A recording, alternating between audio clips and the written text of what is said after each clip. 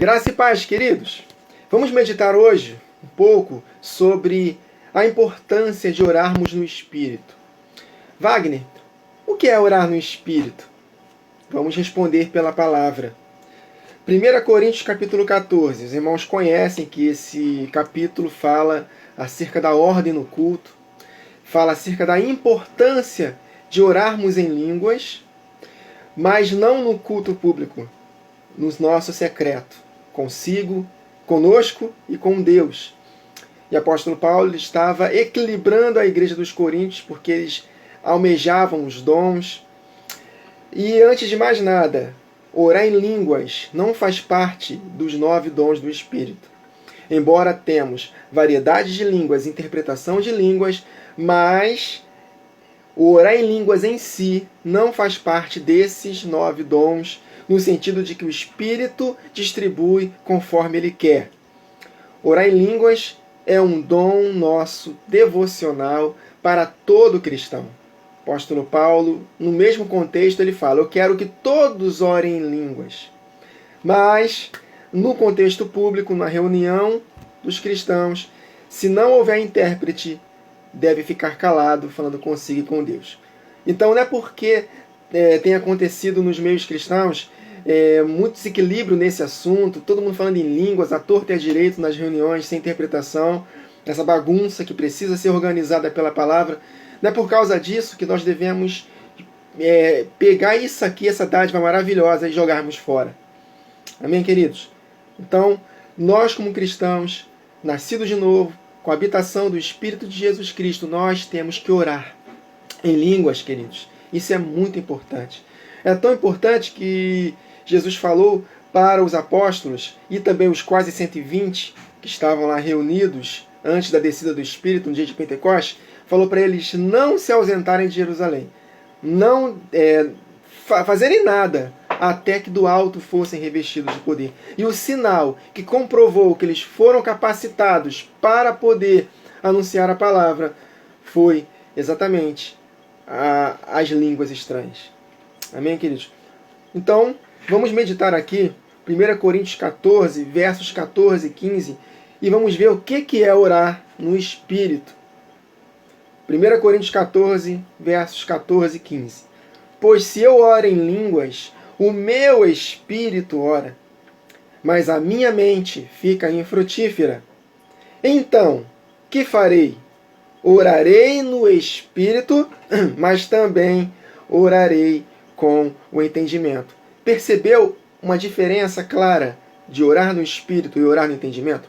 Porque muitos falam, orar no Espírito é orar baixinho, só eu e Deus, baixinho, né, sem mexer a boca, orar no pensamento. Mas o apóstolo Paulo não diz que orar no Espírito é isso. Ele dá uma clara diferença de orar no Espírito e orar com entendimento. Ora, quando eu oro sozinho com Deus baixinho, ou só na mente, eu estou orando com a mente. Não estou orando no Espírito.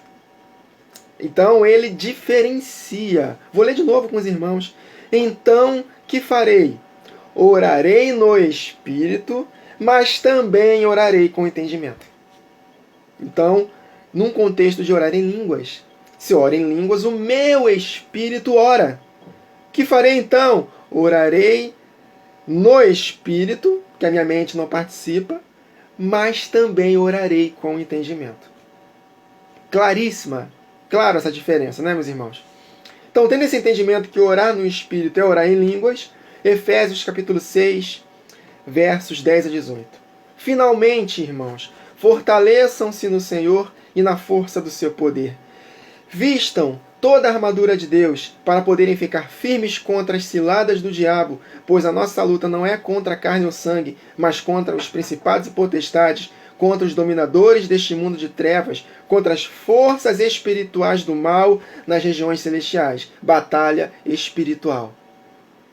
Por isso, vistam toda a armadura de Deus, para que possam resistir no dia mau e permanecer inabaláveis, depois de terem feito tudo. Assim, mantenham-se cingidos com o cinto da verdade, couraça da justiça, os pés calçados com a prontidão do evangelho da paz. Além disso, usem o escudo da fé, com o qual vocês poderão apagar todas as setas inflamadas do maligno.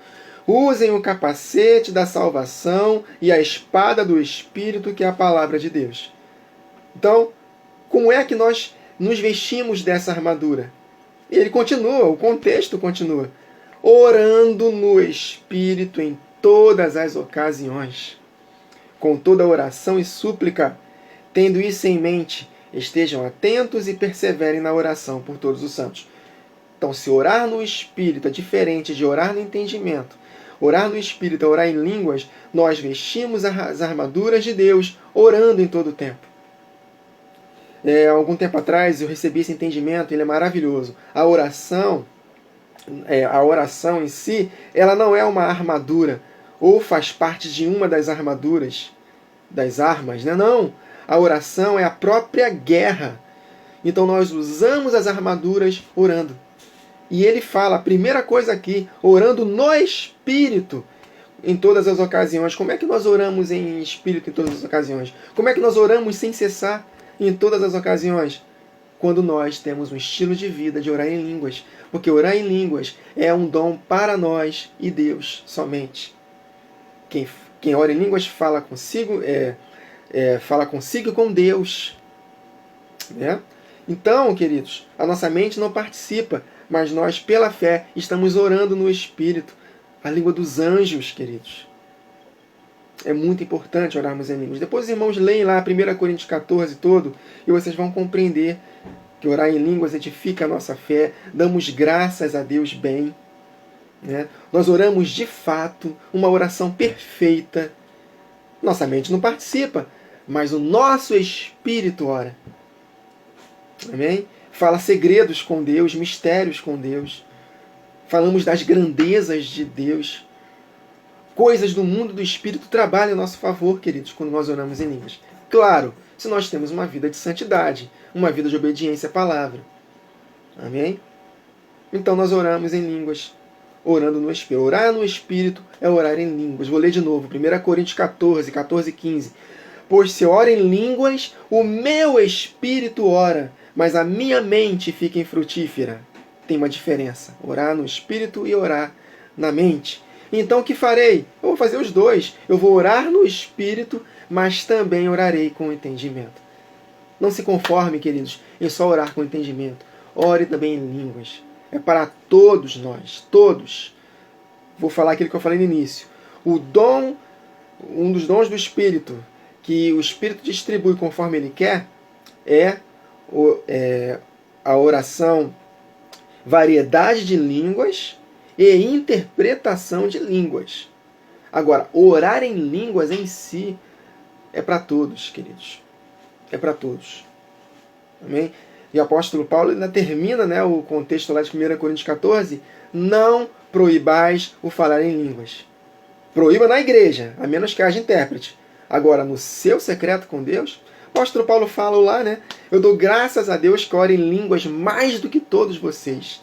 Porém, quando estou reunido com os irmãos, eu prefiro falar milhares de palavras entendíveis em línguas, né? Aliás, eu prefiro falar poucas palavras. Eu não anotei o texto aqui. Prefiro falar poucas palavras entendíveis do que milhares de línguas. Porque vocês não estarão entendendo o que eu estou falando. A menos que haja um intérprete. Mas se não há intérprete, fique calado, falando consigo e com Deus.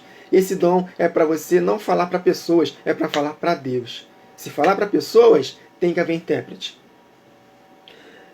Então, Judas, capítulo 1, verso 3. Amados, procurando eu escrever-vos com toda a diligência acerca da salvação comum, tive por necessidade escrever-vos e exortar-vos a batalhar pela fé, que uma vez por todas foi dada aos santos. E o contexto é batalhar para que nós não percamos a fé por causa dos falsos ensinos, dos falsos profetas. Esse é o contexto da carta.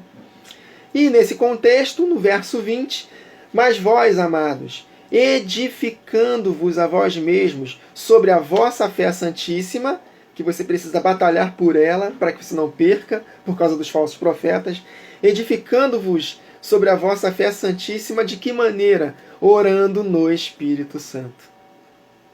Conservai-vos a vós mesmos no amor de Deus, esperando a misericórdia de nosso Senhor Jesus Cristo para a vida eterna. Então, queridos, Orar em línguas é orar no Espírito. E nós precisamos edificar a nossa fé orando em línguas o tempo todo. Eu creio que Jesus orava em línguas. Eu creio que os 70 que Moisés compartilhou do Espírito que estava nele, também orou em línguas. Eu creio. As línguas estranhas não foram estabelecidas na descida de Pentecostes. Eu creio que sempre aconteceu. Amém, queridos? Isaías 28 fala que sob lábios gaguejantes falarei a esse povo. Lábios gaguejantes é o que, queridos? Falar em línguas. Então Deus sempre fala conosco, queridos, quando nós oramos em línguas. Ainda que a nossa mente fique infrutífera, mas quando nós nos enchemos da palavra, há uma capacitação sobrenatural que nos faz entender as coisas espirituais que o apóstolo Paulo fala que só podem ser discernidas espiritualmente. Então, quando nós oramos em línguas, nós não nos escandalizamos com as coisas do Espírito. A nossa mente se escandaliza, mas quando nós oramos em línguas, nós temos esse equilíbrio. Amém, queridos? Então, o Pai e o Filho habitam em nós. Quando nós oramos em línguas, é o próprio Filho conversando com o Pai. Os irmãos já aprenderam que o Espírito Santo não é uma terceira pessoa. É a união dos dois.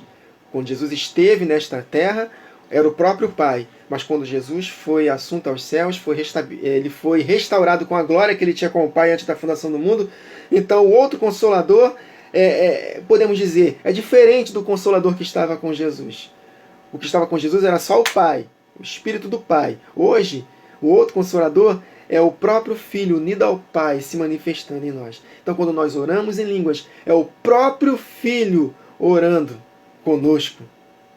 Uma intercessão perfeita. Ele intercede por nós, Jesus. Quando nós oramos em línguas, o Espírito intercede por nós. É Jesus Cristo intercedendo por nós. Queridos, esse assunto é tremendo.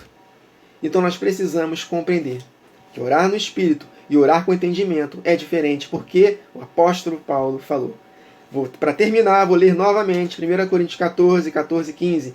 Pois se eu oro em línguas, meu espírito ora, mas a minha mente fica infrutífera. Diferenças claras. Então o que farei? Orarei em línguas, ou seja, orarei no Espírito, mas também orarei com entendimento. Amém, queridos? Até a próxima gravação. Que o Senhor nos abençoe.